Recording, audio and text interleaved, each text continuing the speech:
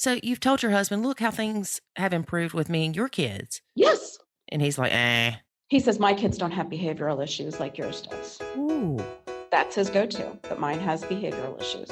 You're listening to the Nacho Kids Podcast, where we discuss all things step family related. Real stories, real people, real help. Your hosts are the creators of the Nacho Kids Method and the Nacho Kids Academy Step Family Coaching Team, Lori and David Sims. Hey, David. Hey, honey. Is it spring yet? Some days it is. No, I mean, is it the first day of spring? I know the clocks move forward. I know my pretty purple trees are blooming. Mm-hmm. So is it spring yet? Spring started on Saturday, March 20th. So it's spring. Spring has sprung. In our part of the world. Yep. And it'll be spring until June the 20th. Awesome. And it turns into summertime. I love spring. All the pretty flowers, but I hate the pollen. Yeah, pollen's bad.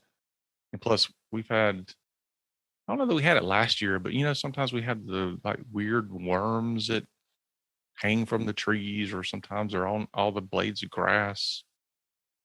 I think those are two different kinds of worms. I know, but there's stuff that I see now that didn't happen when I was a kid. You remember when we went to the July 4th? I think it was the July 4th. I know where you're going with this story.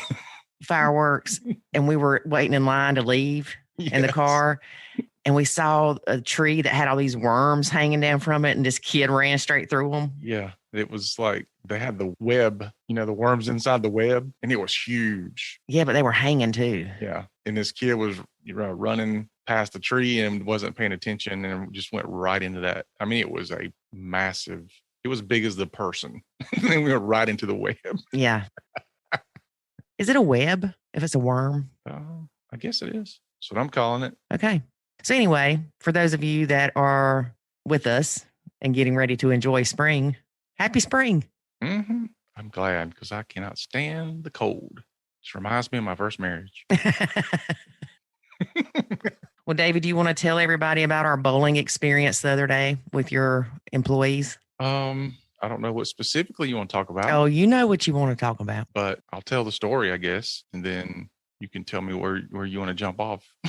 I took my employees bowling, and because every month we go out and we do a team building exercise, which is always fun because there's at least one or two people who can't do whatever it is we're trying to do.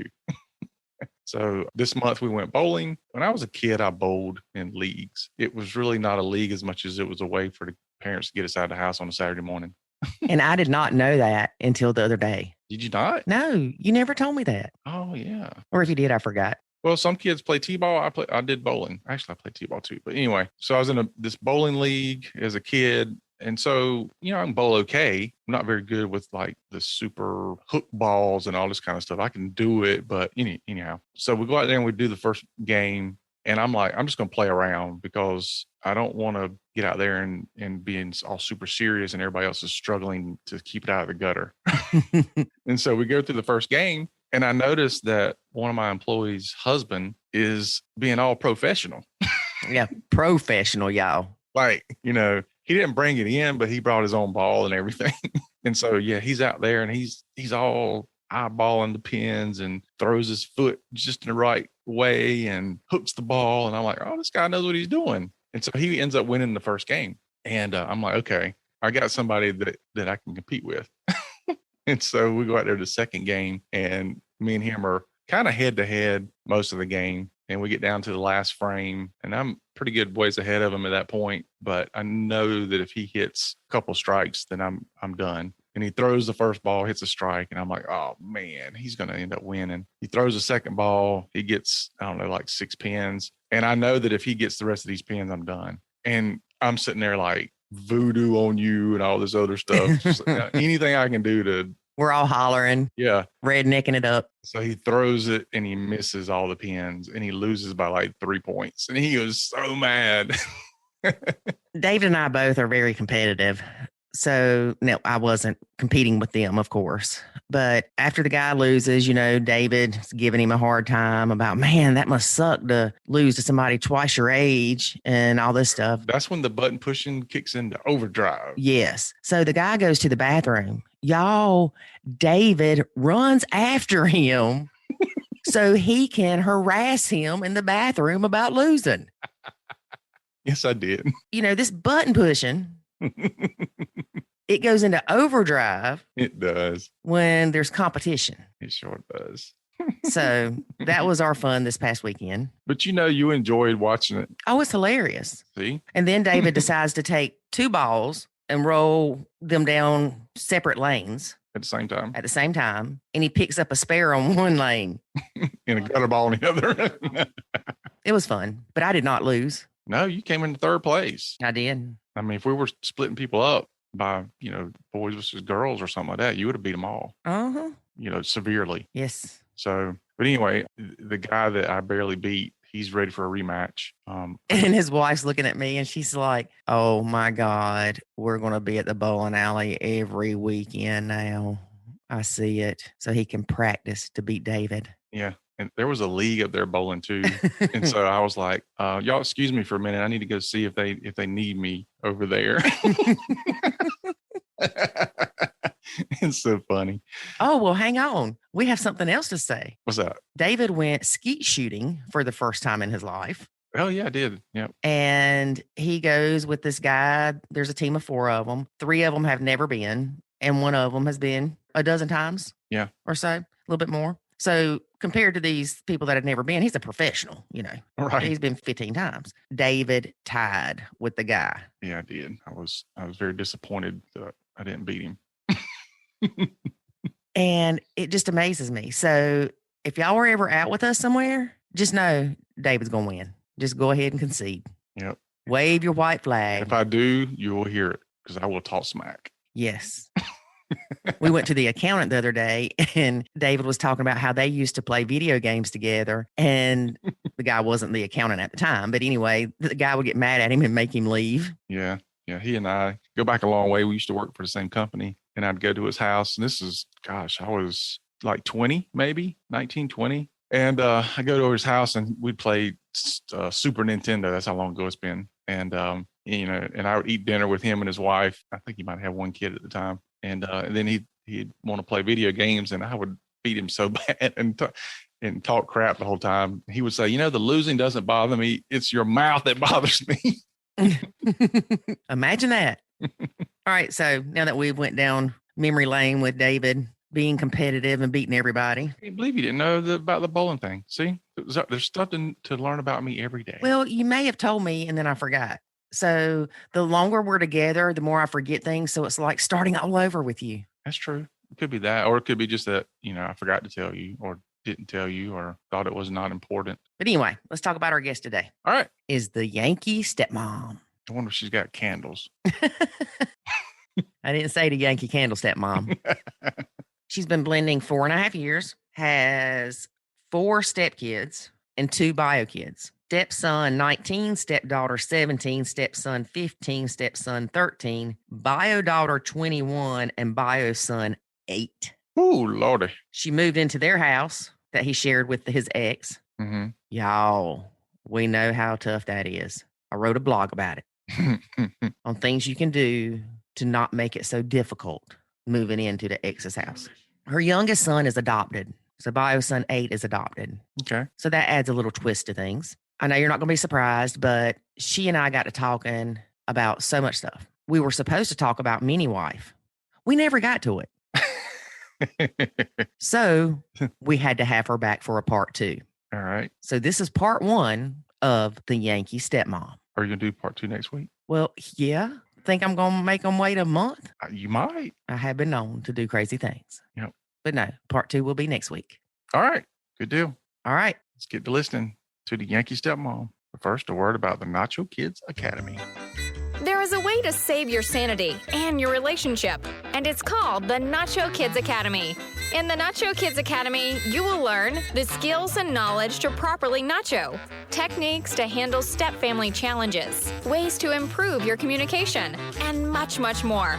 Visit nachokidsacademy.com and sign up today to join other step parents who are seeing the life-changing benefits of nachoing. Again, that's nachokidsacademy.com. Today we have the Yankee Stepmom. Hey, Yankee Stepmom, how are you? I'm good. How are you? Doing well. So tell us about your blend. How long have you been blending?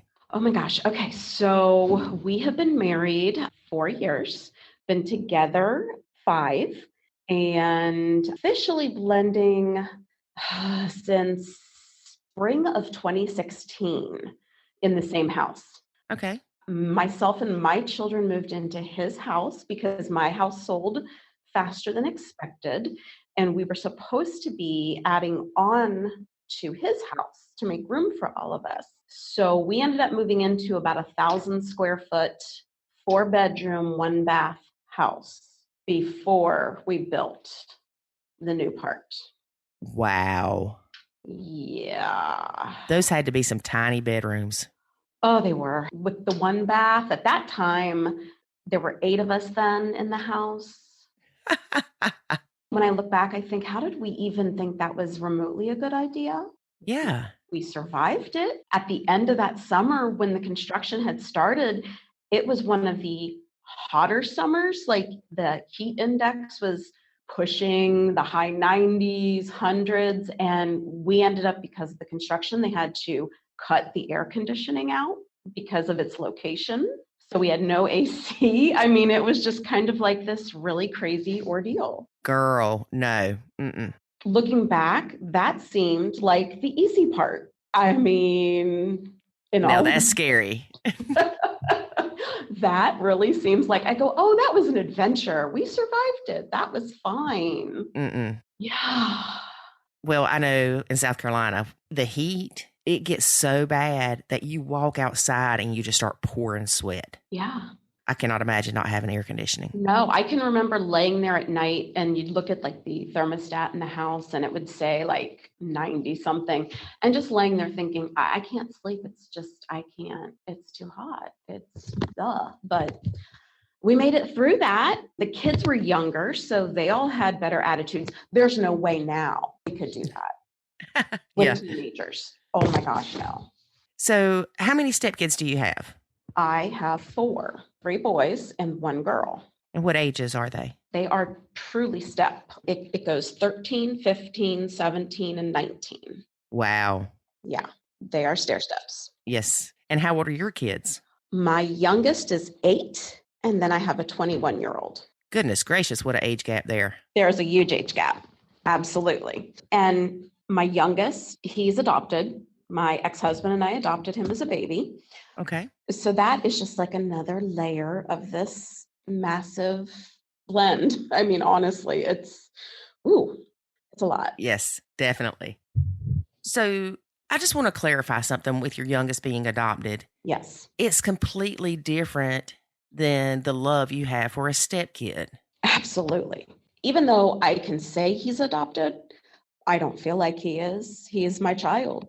He's just through my child. You know, I got him straight from the hospital. I've been his only mom he's ever known. Mm-hmm. So, yes, it's very different than having a stepchild, especially a stepchild who has a mom. Right. And that mom is present in their life. Right. A lot of people will try to compare stepkids and adopted kids. Right. And you can't. No. The adopted kids, you make a decision to have this child, particularly this child, in your life. Right. Forever and ever. Amen. Yes. They're your child. Right. You are fully invested as their parent, and no one else is part of that decision to have that child other than you and, you know, your significant other, that if you had one when you adopted that child. Right. And like you said, you're not dealing with any exes. You're not dealing with a bio mom or any of that stuff. It's completely different. It's kind of like I have full authority because this is my child. Right. And there's nobody going, well, you need to check with their real parent, or you're stepping on their toes by parenting. Mm-hmm. So the house you moved into, was it the house that your husband shared with his ex? Oh, yes. In the very beginning, she would just walk in the house. What?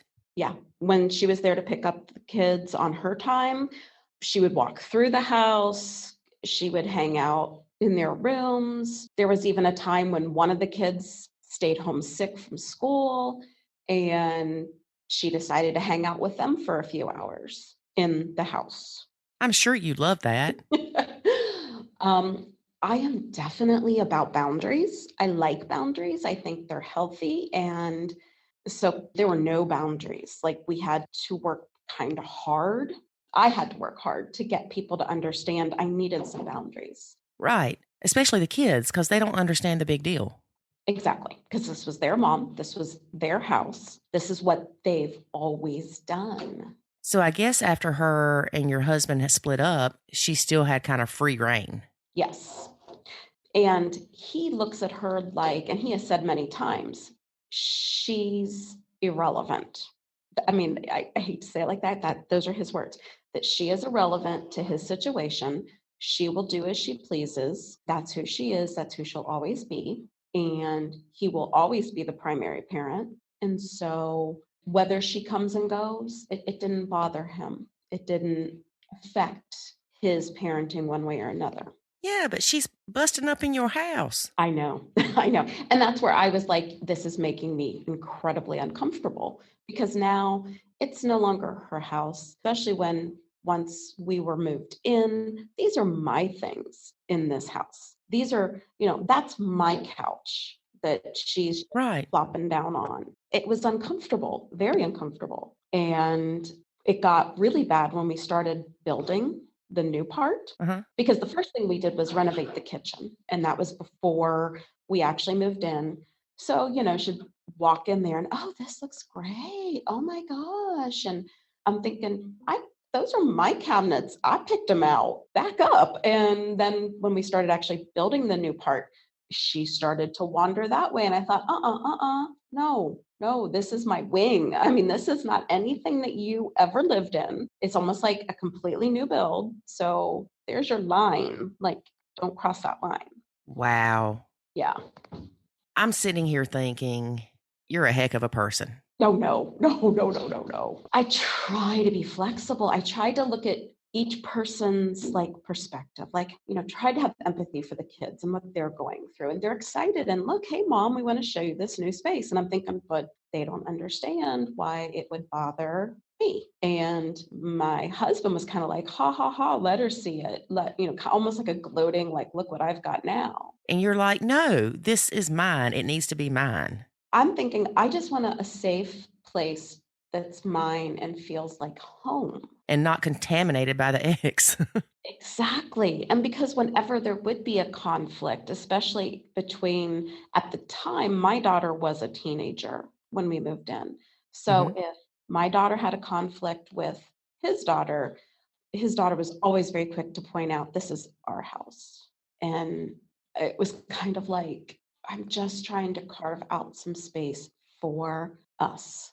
Right. And I don't know if it's men just don't look at a house the same way as a woman does, but you're moving into this home that he shared with his ex. Mm-hmm.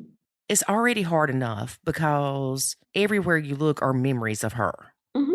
You're trying to redecorate, you're trying to make things your own, and it takes a while. And the last thing you need is bio mom busting up in there, plopping her butt on your couch.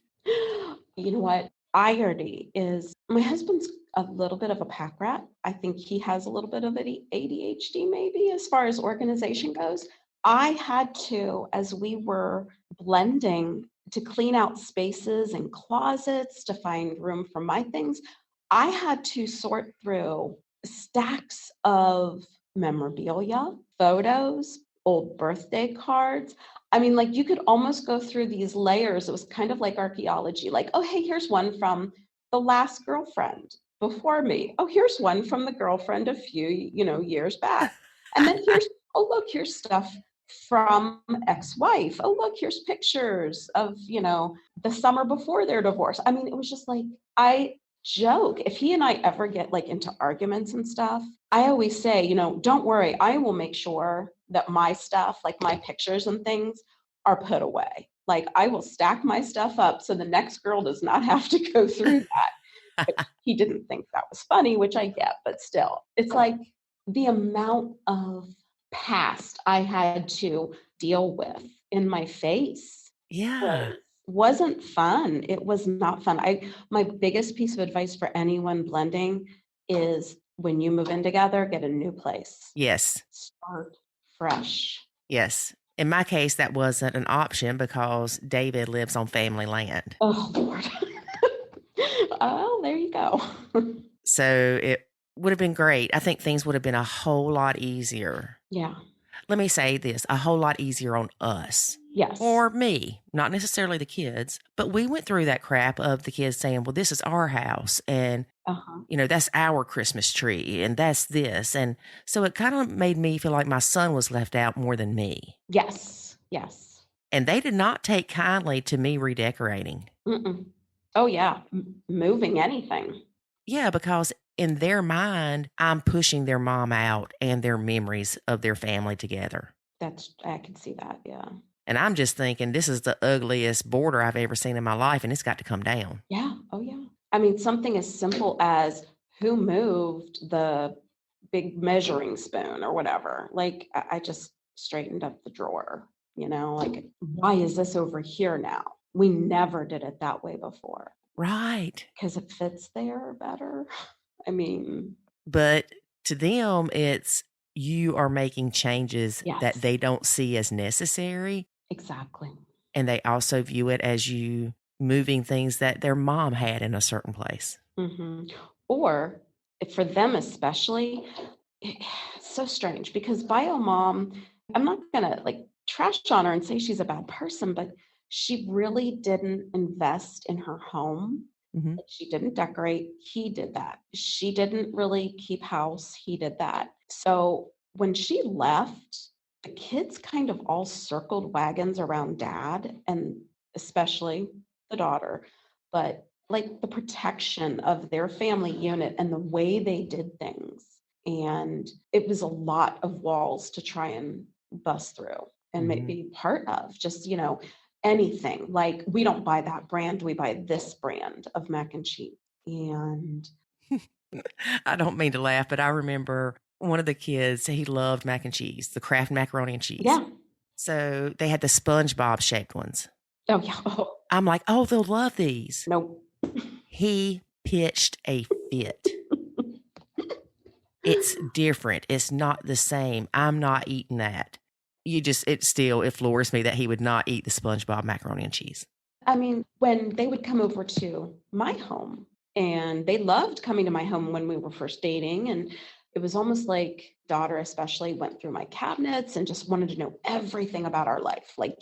And I didn't have a problem with it. And anything in my pantry, oh my goodness, they would come over and my pantry would just be like stripped bare of food.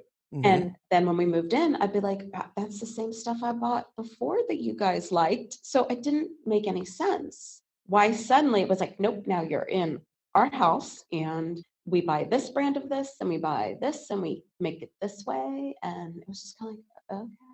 Mm-hmm. And the corn goes here and the green beans go there. Mm-hmm. Yeah.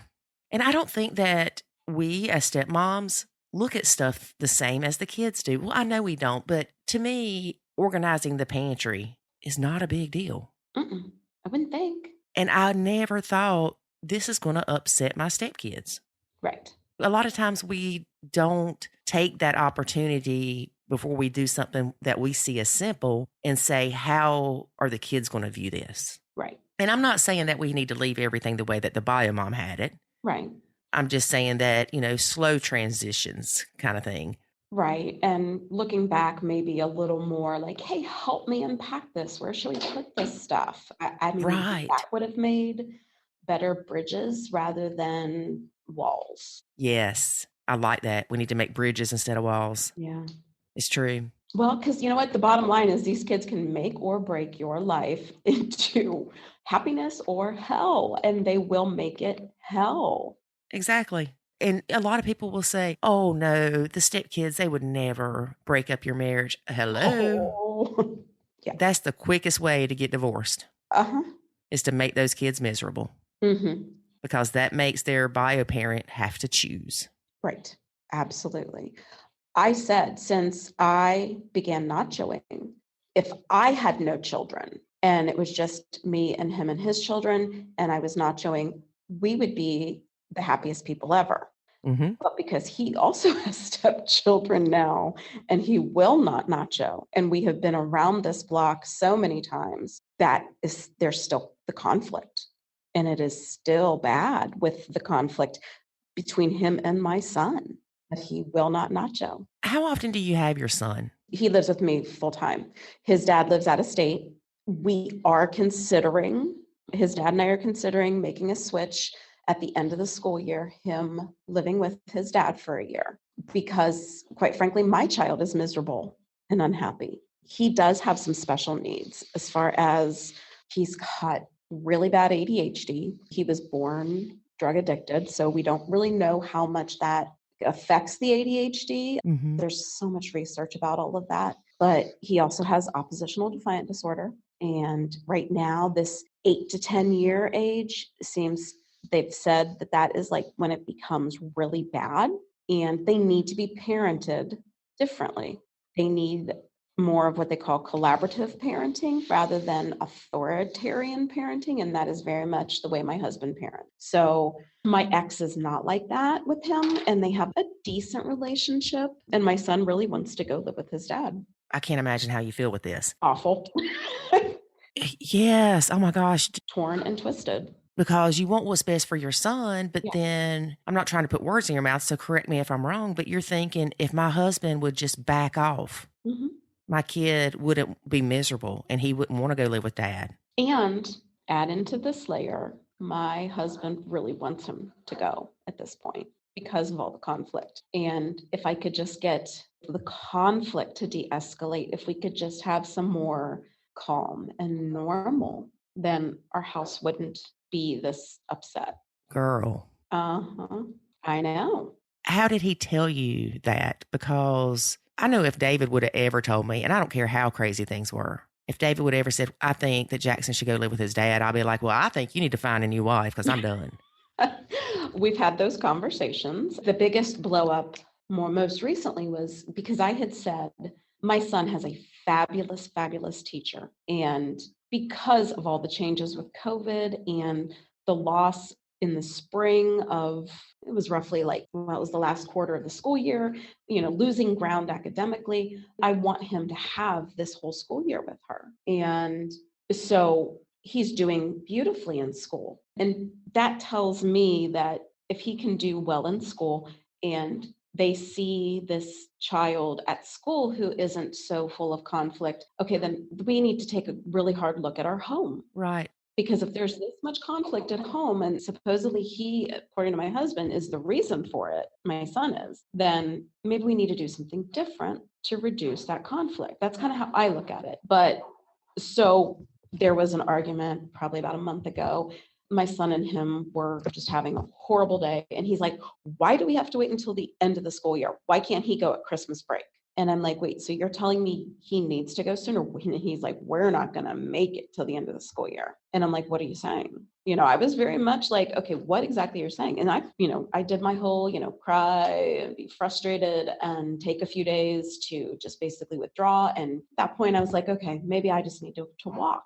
Because now at this point, this has nothing to do with Nacho. This has to do with him and I and my child. So I pretty much came back around and said, look, we can try the whole living apart thing that a lot of step families do. And he's like, I don't want to date my wife. Okay, well, then you're not open to any other solution.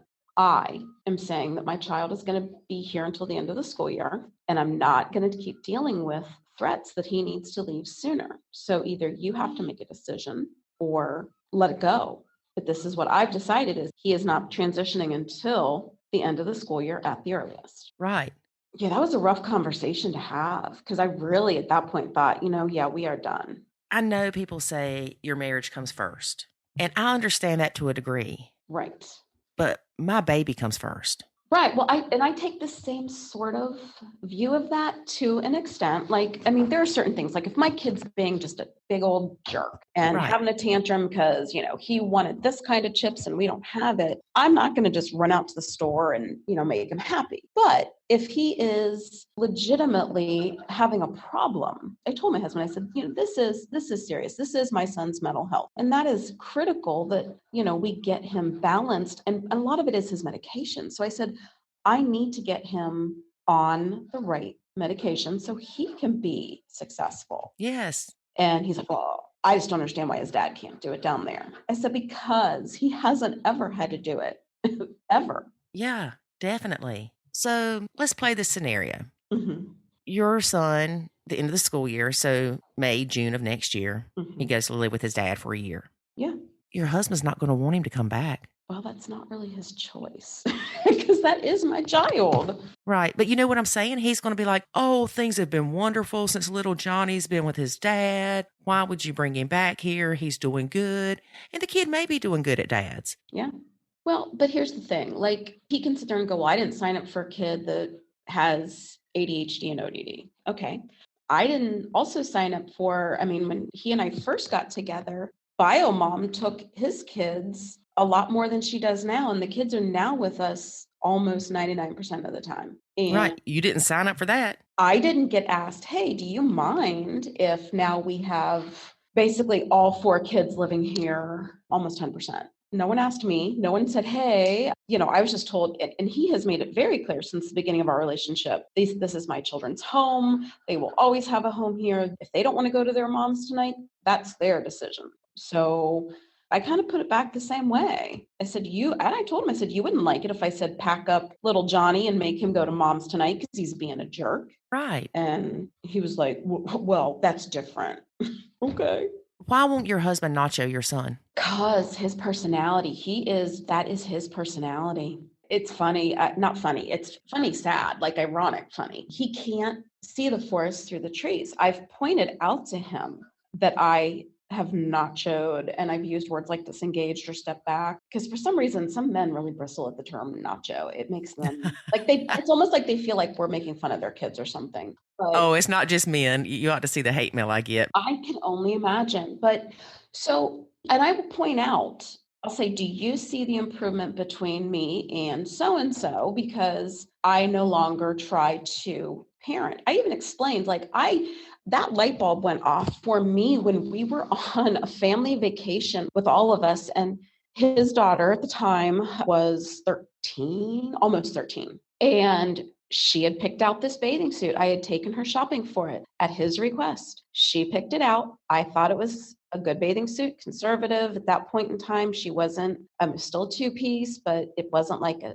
teeny tiny bikini. And then as that summer moved on and she started running with some new friends, suddenly the bikini bottoms weren't the same bikini bottoms. And I'm like, where did these come from? So we're on this family vacation. And I just kind of quietly said to him, I go, did you buy her new bottoms? And he's like, no, why would I? I said, because that's not what I bought her. Those are way, way, way skimpier. And later that night, I'm doing the laundry in the beach house, and she had tossed them in the dryer, and I pull out, they are not bikini bottoms, they are underpants. She is wearing underpants on the beach because she no longer liked her swimsuit bottom. It wasn't skimpy enough, apparently. It wasn't bikini enough. So she took a pair of black bikini underpants and said, what's the difference? And was wearing those. There's a big difference. Exactly. And I still remember she and I are on the boardwalk walking back. And the thing is, she had the swimsuit bottoms. I found those by accident when I was putting away the laundry. So she had lied and said she lost them. No, they were there. They were in the drawer. So I said something and she's like, you're going through my things. And I'm like, no, I was putting away laundry and found them. And So I can just remember she and I standing there and she's screaming at me and I'm, young lady, you're not going to talk to me that way. You're being disrespectful. I am simply telling you it's not okay to wear underwear on the beach and all of this. And after that trip, I thought, oh my God, this girl and I, who used to be kind of close and, had what I thought was a good bond, that's rapidly deteriorating because I am parenting her. And it hit me that I can't parent this child. She does not see me as a parent role. Mm-hmm. She has a mom. Their relationship at the time was strained, but still, as she's moving into her teenage years, mom got more interested in parenting because mom kind of likes that teenage stuff. Mm-hmm. She didn't like the young kid stuff. Right. So mom has stepped back very much into daughter's life, not so much on the sons because it's boys, but yeah. So now daughter is very firmly entrenched with mom and I don't even try to parent at all. Like I stay completely out of it. Right. So you've told your husband, look how things have improved with me and your kids. Yes. And he's like, He says, my kids don't have behavioral issues like yours does. Ooh. That's his go-to, that mine has behavioral issues. And I'm like, I can't force you to do it. I can't force you to nacho. You don't want to nacho. Right. And you don't want to tell your kid, don't listen to him because that's even worse. No, absolutely. And I tell him, you still have to respect him. You still have to be polite and courteous and listen. And those are house rules. The biggest thing also in our blend that doesn't blend is 2 sets of house rules. And my son will pick up on fairness issues like a hawk. Mm-hmm. He'll say, but when so-and-so was 8, they were allowed to do XYZ. And of course, he fires back with, well, you're not so-and-so shows a lot more respect, or so-and-so makes better choices. And I'm just like, oh, that doesn't help. That doesn't help. No, your son is a lot younger. Mm-hmm. And he does have these issues. Yes. But your husband's response to parenting him is apparently more authoritative than collaborative. Oh, gosh, yeah. It's 100% authoritative. So it's making it worse. Yeah, very much so. Have you ever heard of total transformation? Oh, yes. Oh, yes. Okay. I know David had mentioned that to me when we were still dating. It was a parenting thing. It's how to make your kids listen, how to work with your kids kind of thing. And I've recently found out that they have a lot of information on ADHD and ODD kids. Yeah. I've done the Incredible Years program. That was actually done with my son's therapist, but my husband wouldn't participate in it. Because he said that he wasn't going to be told that how to parent differently. He wasn't going to be told to just give in to the kid. And I kept trying to explain that's not what they're saying. But yeah, he can be a wonderful man. He has something where I jokingly call it the card of death, the tarot card of death. There's this strength finders thing. And one of the strengths is belief. But I say belief is like the tarot card of death because people that have belief are so set in their belief of something that you really, unless they choose to change their mind about a belief, you can drag that horse to water all day long. He will not drink. They will not look at something until they're ready to. They will not change their thought process until they decide now's the time. Right. But I'm sitting here thinking, and I'm telling you, I'm just like flabbergasted. I know. So's my therapist. Yeah. Me and your therapist need to talk because I'm like, help me understand this. You've got kids. Kids are different. Mm-hmm. With all 4 of David's kids, one of them, if you looked at him wrong, it would upset him. Mm-hmm. One of them, you could take away every toy that child had, and he was not going to let you know it bothered him. Yeah. One of them, you could tell him he wasn't going to be able to go to Mama's that weekend when he came, to visit, or that week when he came to visit. And that would just crush his soul. So kids have different reactions to discipline. Right. For instance, with me, my mama could beat me with an inch of my life and I would just stare at her.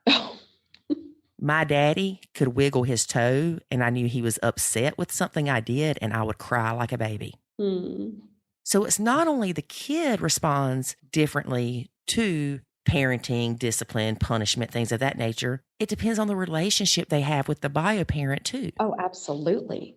Absolutely. And your husband, I'm sure he's not an unintelligent man. No. Is he just hard-headed? Yes. Oh God, yes. Everyone you meet will say he's the most stubborn person. Everybody tells me that. Like they'll say, oh, you must be an angel. But I'm like, no, I'm not. Again, I try to see all points of view. I try to brainstorm and be creative in how I interact and deal with certain situations. And I try to be fair. And yeah, it's a lot. It's just a lot. It's a lot to try and unravel. Yeah. So if you went to your husband and said, dear husband, who I love so much, would you try something for 30 days with my son to see if it improved the chaos and the discord in the home? You think he'd say no? Yep. I've asked for a week. Darn, he is hard-headed. Yes. I said, can we just try it for 1 week? If he does this, respond this way. If he does that, respond this way. And he's like, I can't be somebody I'm not. And you knew who I was, when you married me, and now you're telling me that I'm just supposed to change this about me. And he's like, all that's going to do is give him power over me, and that's just going to make things worse. I know. Now I'm hard-headed, so don't get me wrong. And I really think prior to Nacho that I had that same mentality of that's not who I am. I'm not one to keep my mouth shut. I'm going to tell you what I think. I'm going to not stand by and let you raise your kid to be some kind of bum or, I'm very outspoken. Right.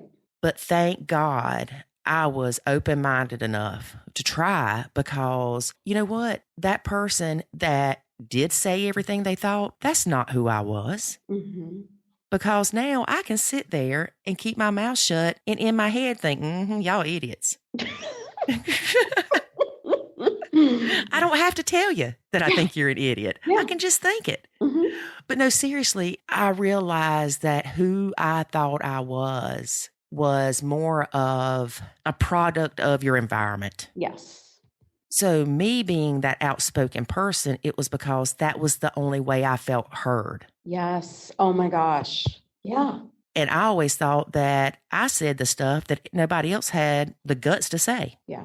And most of the time that was true. But they also had the smarts not to say it sometimes. I can be a yeller, but like in my first marriage was 20 years. And I mean, I didn't yell even a millimeter of what I do now. And it's because, again, not feeling like I'm being heard. And just trying to find a way to communicate. Like I will sit here and reword something in my head a million times and think, well, if I say it like this, will it be heard better? Will it be understood better? Like, how can I communicate with this person who just already has their mind made up? Right. That this is it. This is how it is. I know a lady, Celia Kibler, she was on our podcast and she does a lot of the stop being a yeller kind of stuff. Yeah. And I talked to her one day and she said, was your mom a yeller? I'm like, oh yeah. She said, how did that make you feel? I said, like crap. She said, how do you think you're making your son feel? I'm like, oh, great. Now I feel worse. But it's like, okay, he's not listening to me. Right. And I know good and darn well if his daddy told him to do something, he'd be Johnny on the spot and do it. Mm-hmm. But with me, it's, I'll do it in a minute or whatever. And last night's a perfect example. I told him, I said, I need your help. We've got a call tonight. I need you to help me do the dishes. My kid's spoiled. I'm not going to lie. And he said, well, yeah, I will in a little bit. And I'm like, no, I need you to do them now. So I just said, I would like for you to do them now. Well, of course, he hauls and he goes and does this and he does that. And I'm cooking supper. And in my head, I'm thinking I'm about to flip out on him. I've already practiced the speech of, if you think I'm taking you to take your four-wheeler to get it fixed tomorrow, you're wrong. I do all this stuff for you and you can't take 5 minutes and do the dishes. I mean, I had it all worked up in my head and something said to me, slow down. Next thing you know, he's doing the dishes. Well done. Well, thank you, because, Lord. But part of it is, I know when I ask for something to be done, I want it done right then. Yeah. Because that's how I was raised. If my mama said, go do this, by God, you got up and did it or your tail hurt.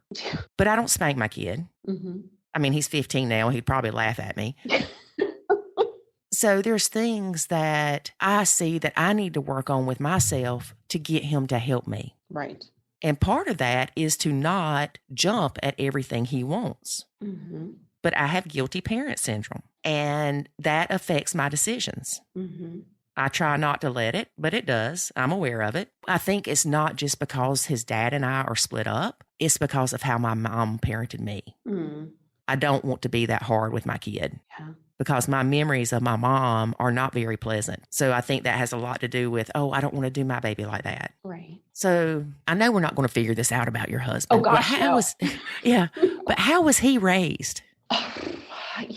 He was raised pretty straightforward. I mean, the same kind of authoritarian raising. I mean, some of the things he'll tell me, that he might be, if he didn't act fast enough, he'd be smacked across the back of the head or whatever. And I told you now kind of thing, but he's not that way with his own children. And that's what's frustrating. I'll say, you would give child number 3 way more opportunity to do something that you ask them to do than you'll give mine. Why is that? I get you don't have a bond. I mean, he's told me flat out he doesn't have a bond with my son, which I understand. And quite honestly, because of the group, I accept that. That didn't upset me. I expected it. In my head, I'm thinking, really, I don't have a bond with one of yours either. But I'm not going to tell you that, because that would have sent him through the roof. But I mean, he'll just say it's because of my child's behavioral issues and blame my child. So I feel bad for my son, because I know that my son, he feels that difference, that, that his stepdad doesn't really like him or want him around. And, that sucks, because his own dad lives 14 hours away. So it's not like, hey, you know what, let's just go to dad's for the weekend. You can hop in the car. No, it has to be a well planned out trip. Right. Wow, girl. Mm-hmm. That's got to be so rough. It is. Oh, it is. And honestly, before Nacho, it was a heck of a lot worse because of trying to be a mom to these other 4 children who did not want me to be a mom. Now, how did he feel about you parenting his kids? Well, that's the irony. He'll say, you need to parent them. You need to, if they leave a mess, you tell them to clean it up. And I'll say, I have done that. And when they looked at me and go, I didn't make that, that wasn't mine. And I'll say, what am I supposed to do? I've asked them, well, could you just please clean it up anyway? And they ignore me.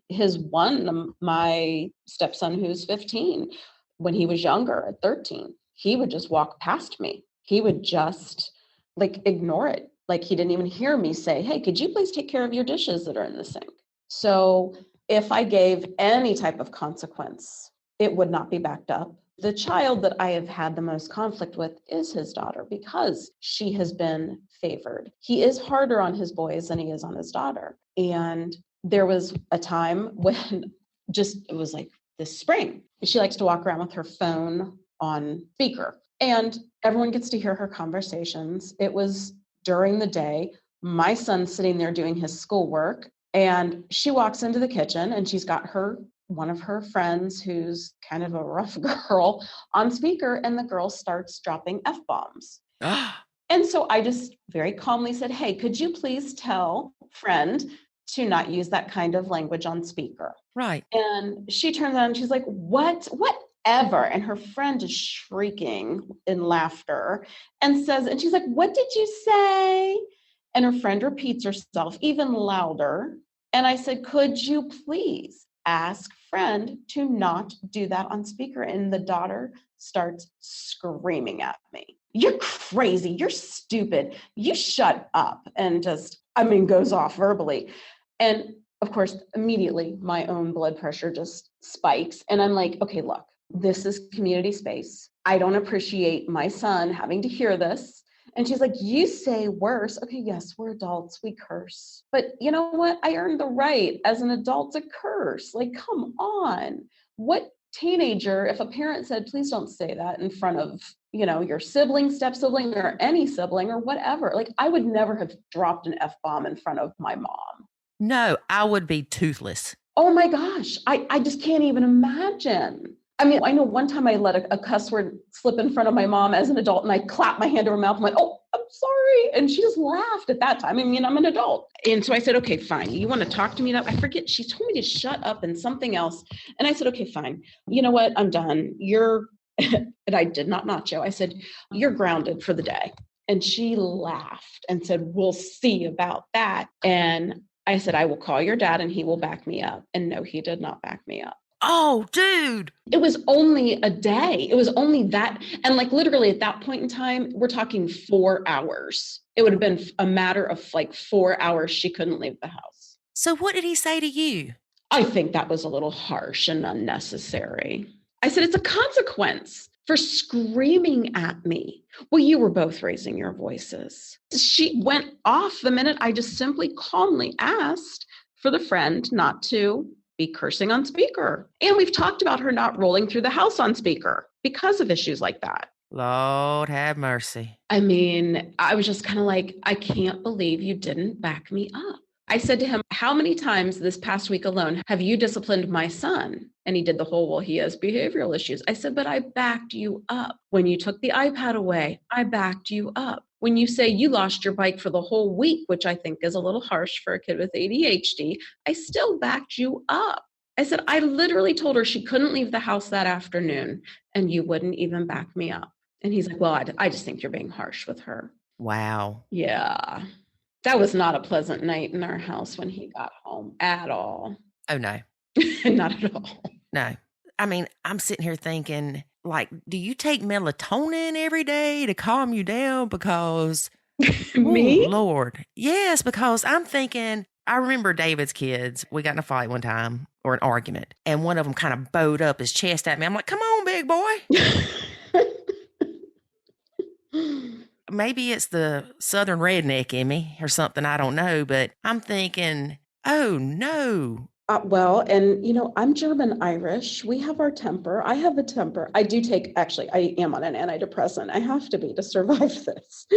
Well, were you on an antidepressant before you got married? No, this is the first time in my life I've ever had to be on that. But that's not even like one of the worst with her. I mean, that's the thing. The most recent thing back in the fall where she literally stepped into my face after, and oh man, that I got nailed on the board for this story, but where she had, my son made her mad and she smacked my son. Now she didn't, yeah, that was, I remember this. Yeah, she smacked him and no, she didn't leave a mark. She didn't smack him hard.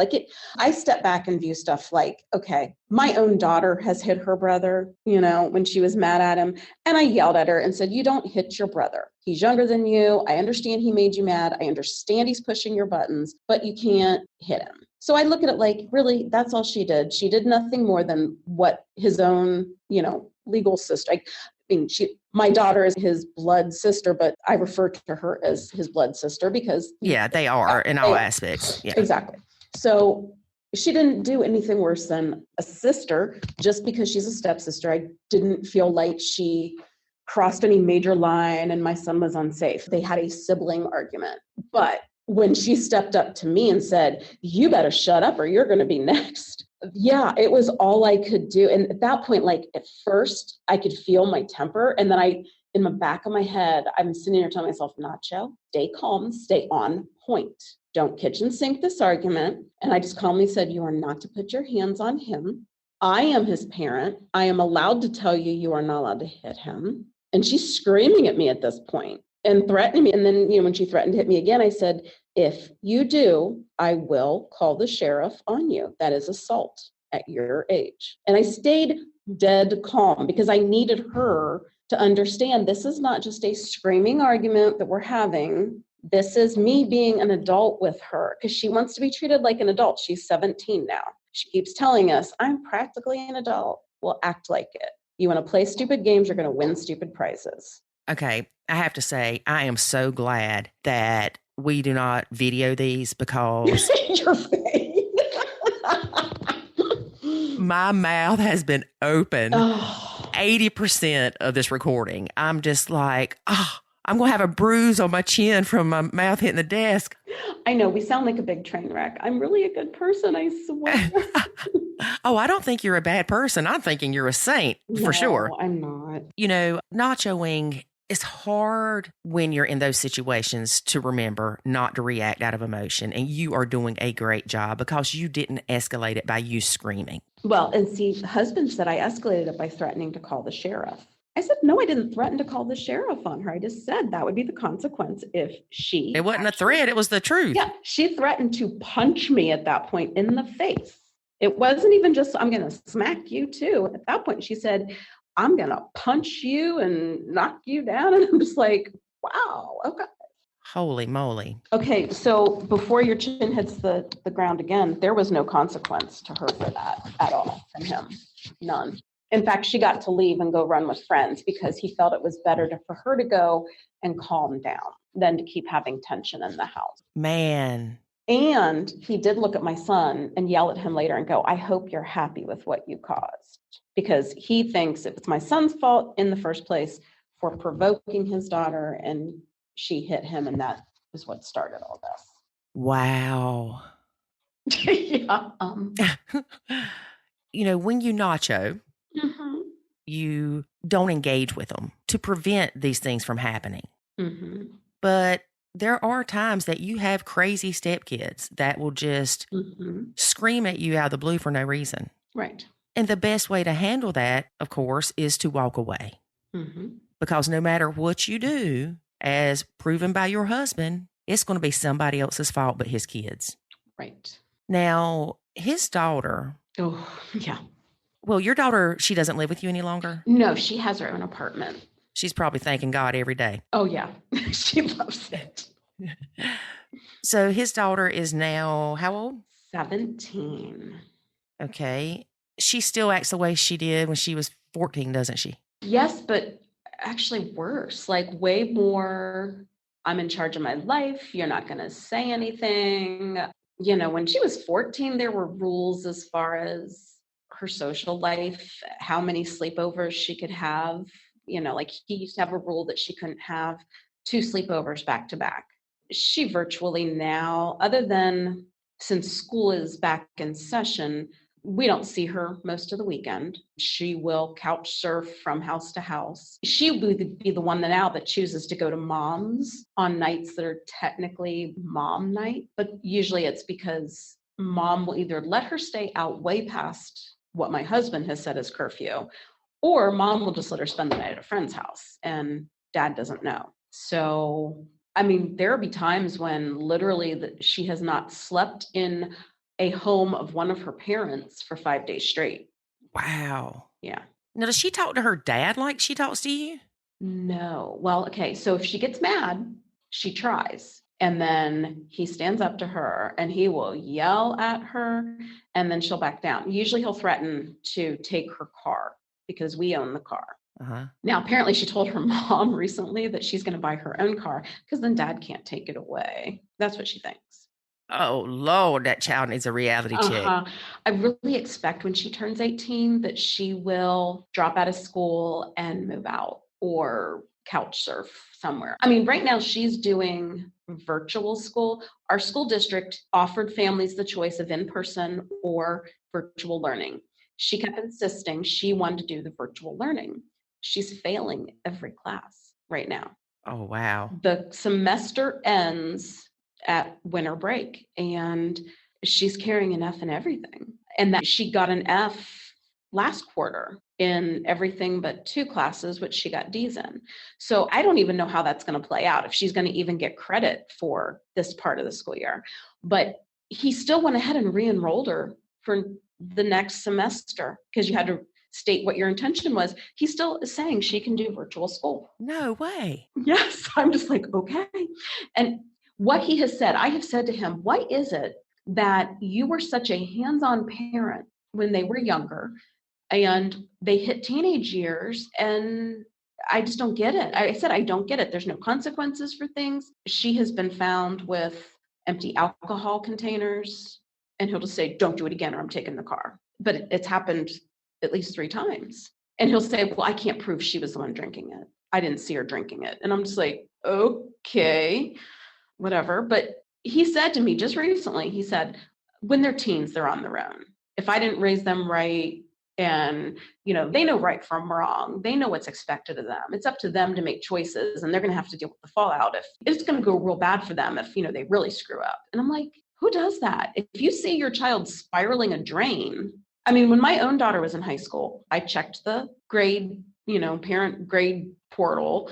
And if I noticed a grade getting out of control, I'd be like, hey, what's going on here with pre-calculus or whatever? And it's just, no, we don't follow up. Does he realize that their brains aren't even formed yet? I've said that. I don't know that he believes it. I really don't. I've talked about development. I'm like, teenagers are, there was one night we were out at dinner, just he and I, and there was a group of teenagers at a table behind us, and their behavior was horrible. I mean, like they were throwing food at each other, shooting straws across the table. And I made a comment about teenagers are so dumb. And he got furious. He's like, oh, so you're calling my kids dumb? And I'm like, no, I'm talking about this group behind us. If you look at what they're doing, he's like, well, you just seem to have a really negative view of teenagers. And I'm like, yeah, because parents they just let them go. Yeah. And they're out there in the world doing dumb stuff. And there's kind of like this thing now that teenagers kind of see themselves as untouchable out there. Like when we were teenagers, if we were acting up in a restaurant, oh my gosh, first of all, we wouldn't have, because we would have been afraid that we would have been kicked out. But if another older couple would have said something like, hey, knock it off, we would have been like, oh my God. Yeah. They're going to find my parents and they're going to tell them, no, now they're just like, whatever, old lady. It's like, okay. Yeah. Holy moly. You want to be in my TikTok? Like, no, I don't. Yes. Goodness gracious. I do find it so interesting that he's like that with his daughter, especially, but he's so hard on your kid. Uh-huh. Yeah. And I mean, I wasn't the best kid. I know I wasn't. I was mouthy, especially to my mom, but no, I feel bad for your son. I do too. I really do, because, and this is, my son has got a therapist for his ADHD, and we have talked at length about this. We have talked at length about how stepdad is impacting him.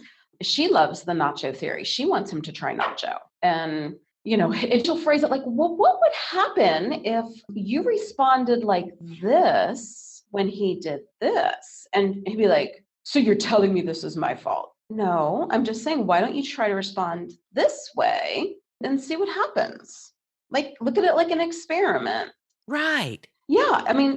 See if, you can change the reaction by tweaking this. And he just says, nope, my kid has to be the one that changes. And, I've said stuff like, after that big blow up with his daughter, I even knew that he wasn't going to back me with her and all of that. But what he'll do with her is he'll take her to her bedroom to talk privately and shut the door. And they always have privacy. Now, if my child's getting in trouble, it's done in the middle of the house where everyone can hear it. Right. And conversation gets carried over the dinner table or something. But she is the one that always gets privacy. And so I said to him later, so what was the outcome of that? I told her she was wrong. Oh, okay. You did, huh? And so, okay, not super proud, but I didn't necessarily buy his story. So he had texted her later because she left to go hang with friends. And I looked at his text. I shouldn't have, but I did. And it was like, I'm so sorry about today, honey. I hear your feelings and you were wrong to act that way to an adult, but I hear your feelings. I don't know what to do about it, but I hear you. And I thought, oh my God, are you kidding me? If he would treat your kid half that way. I know. His relationship would be so much better. And I'm not saying we should bow down to our kids. No. But I'm saying he's showing his daughter compassion, grace, understanding, listening to her, making sure she feels heard. But your kid is more like, he's got issues. And one of the biggest things with the Nacho Kids method is when we realize that, hey, we are contributing to the problem. Oh, yes. And yet your husband is not open-minded to think that he has anything to do with the issues in the home. No. What does your therapist say about this? Well, she says that it's a mess. My first therapist said I needed to leave. And I'm like, okay, well, I hear you. I do have a different one now. And I didn't leave that therapist just because they said to leave, but they basically said, your situation is so unsolvable within the dynamic because you can't be the only person to change something. Right. You know, I keep thinking if I have calm, small conversations with my husband, at some point I can get him to see that this can be changed, that this can get better. My therapist says, I can't tell you what to do.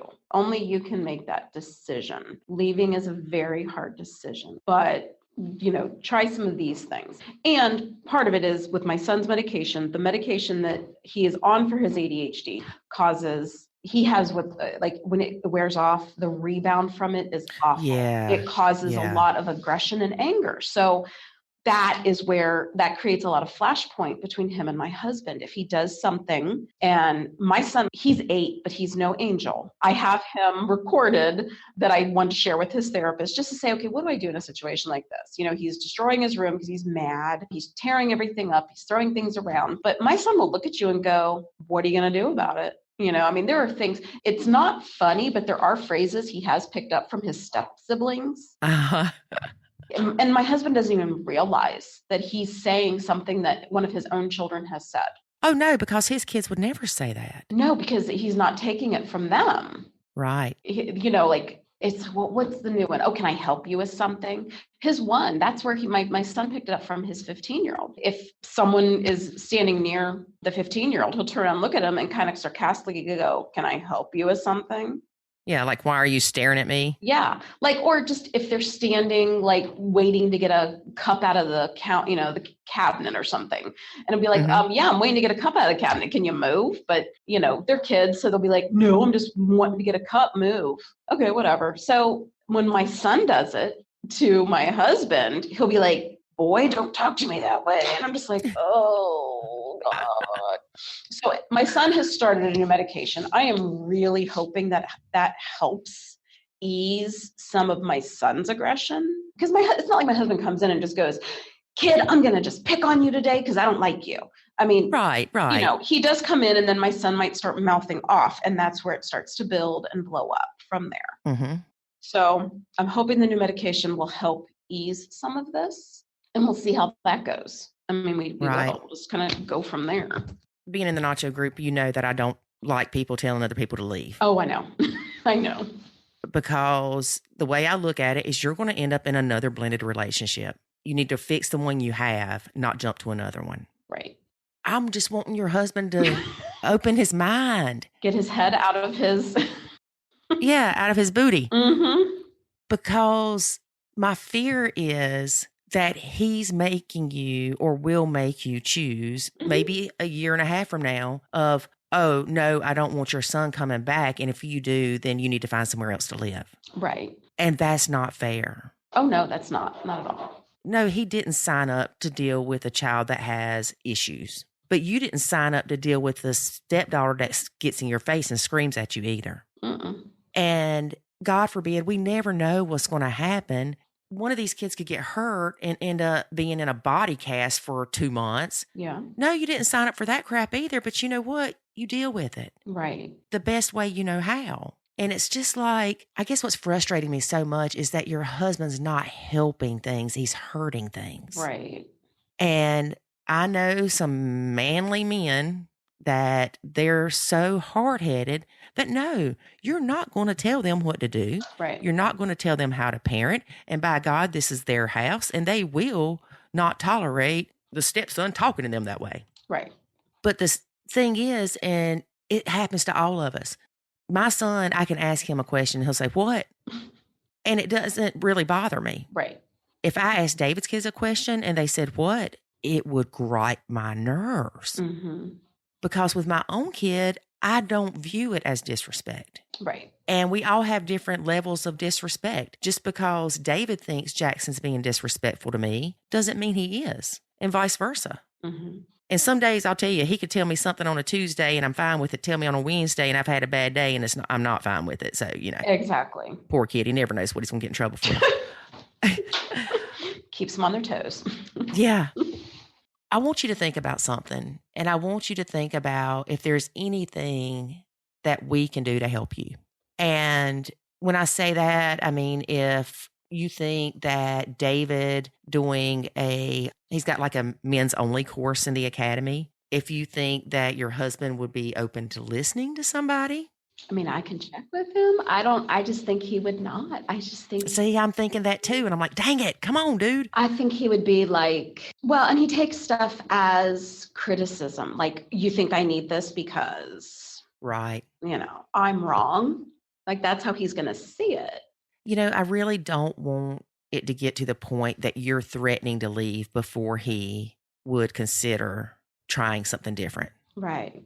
And so I'm hoping that won't happen. Oh, yeah, me too. And I applaud you for not giving up on your marriage and walking out, because I know way too many people that would have left by now. Mm. But you took your marriage vows seriously. Yeah. Oh, God. And it's not one of these, well, things are hard, so let's just leave. Right. And I really hope that if you choose to let your son go live with his dad for a year, that it works out for everybody's benefit during that year, but that your son's able to come back and have a different relationship with your husband. Yeah, me too. Because I don't see it going very well if your husband tells you that he can't come back. Oh, no. And there's no way. I mean, there's no way he can say he can't come back. That's just not, that's a line in the sand. Right. He can say it. It's not going to happen. Right. And you have to have those lines in the sand. Right. And, I just wish he would give nachoing a try for, like you said, a week. Try it a week. Yeah. Because then he wouldn't be so adamant that, your kid needs to go live with his dad during winter break. Right. Well, and he would be that parent, or he would be that step parent that goes, yeah, I'm nachoing, but they're like keeping their little tally score. Like, oh, yeah. Those that are like, oh, yeah, no, I did such a really good job not saying anything, but I've got my list back here and I'm just double checking, and I just added to it that, I know that the kid didn't put their plate in the dishwasher. And yes, because when you really are properly nachoing and get to that point that it's a way of life, you're not keeping tabs on that stuff. No. Because you're not wasting your energy on it. Right. And if you notice it, you just kind of go, don't care. And walk on. Like, you don't sit there and go, oh my God, the kid didn't put their dish in the dishwasher. And then 2 hours later, you're like, I can't believe that dish never made it to the dishwasher. Right. You just don't care. It's just not. You definitely have a good point with that. Yeah. Well, I could probably talk to you for several hours. We didn't hardly even talk about the mini wife. Oh, crap. We didn't. No, we didn't. I mean, honestly, like, when people talk about mini wives, and they're usually like the young kid, like the 9-10-year-old little girls. And they're like, well, do they grow out of it? No, they just become teenage girls who use it in a different way, but they're still there. I still see it. Okay. Yankee Stepmom, this is going to have to be part 1. We're going to have to do a part 2. Oh, no. Okay. We're going to have to do a part 2 to cover the mini wife part. Okay. And I'm going to have to run them back to back. Okay. I've got to. Okay. This is just amazing me. Get your popcorn. Yes, get your popcorn, people. And I also want to talk about the 2 sets of house rules. Oh, yeah. So we're going to table this for a second. Okay. But I do have one question before we wrap up. Yes. What does don't kitchen sink this argument mean?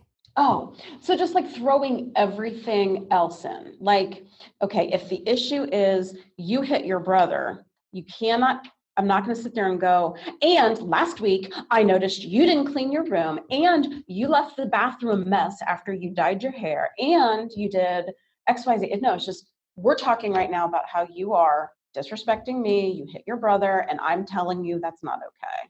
Got it. So just not throwing everything the child has done wrong into the argument. Yeah, from the saying of everything but the kitchen sink. Right. Well, I guess I need to let you go. So Yankee Stepmom, thank you for doing part 1 of your podcast with us. Thank you. And we are really looking forward to part 2 to talk about mini wife and the 2 sets of house rules. There you go. All right. Well, thank you again. And you have a good day. I'm going to go put some Tylenol on my face or something.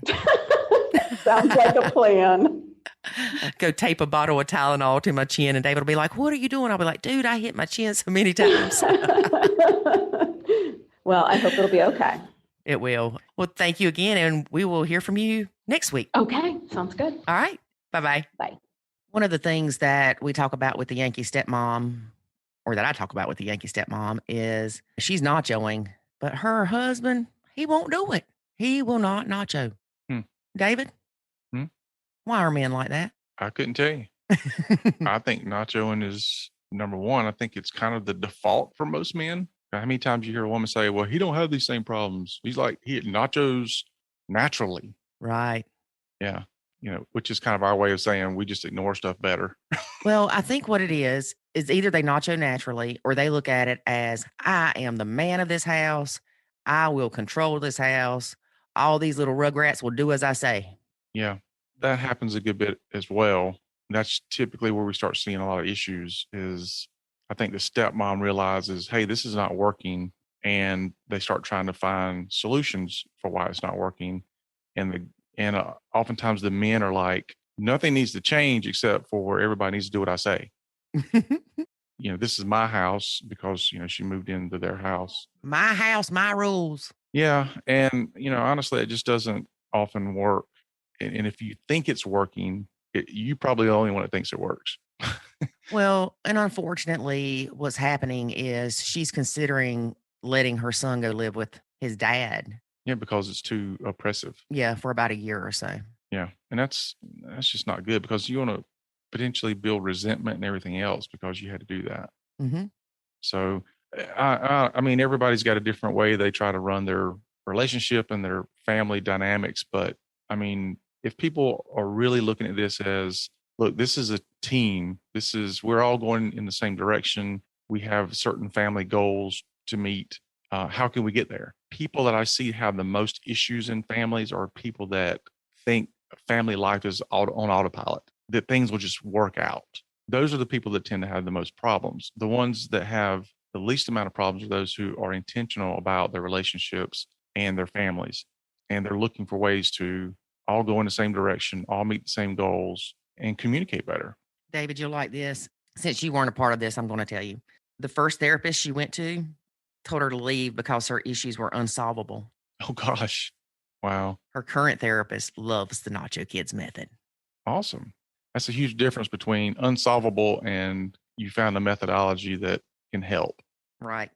And if we can only get her husband a nacho. Yeah. We're working on that. And it's not a silver bullet. Don't misunderstand us. We've said that a bunch before. Every time you say silver bullet, I think of Coors Light. Do you? Yeah. And then I think, no, not Coors Light. Then I think of werewolves. Right. Because you kill werewolves with silver bullets. Right. That's what it means. Like I ever need to know how to kill a werewolf. Well, there are some things I hadn't told you about myself. Oh, Lord. And David, have you ever heard this phrase? Because she used it and I had to ask her what it meant. Mm-hmm. Don't kitchen sink this argument. What does that mean? When you're having a discussion, focus on what the discussion is supposed to be. Don't put everything in the kitchen sink in it. Oh, I got that. I've never heard that, but it makes sense. Me either. I had to ask what it was. But anyway, I'm done yapping. Yeah. I mean, we could do a whole episode on how to communicate. And yeah, she's right. If you're talking about a specific thing, then talk about that specific thing. Don't start dragging all these other things in there. Yeah, 5 years ago, you didn't make me breakfast in bed. And it hurt my feelings. But your kid did this. Oh, yeah. I think a lot of the family discussions, you should have a ping pong table. Yeah. Because that's what the arguments are like. Your kid did this, but your kid did this, but your kid did this. Mm-hmm. So join us next week with part 2 of the Yankee Stepmom, where we talk about having a mini wife and all kind of other stuff. Mm-hmm. What about people who have non-mini wives? 9? Non. Well, they can still listen. There's other stuff in there. Okay. I said and other stuff. No. All right. Very good. All right. So join us next week for another amazing episode. And remember, life is good. When you nacho, you sounded like a girl. Life is good. Thanks for listening to this episode of the Nacho Kids Podcast. Find us online at nachokids.com. Until next time, remember, life is good when you nacho.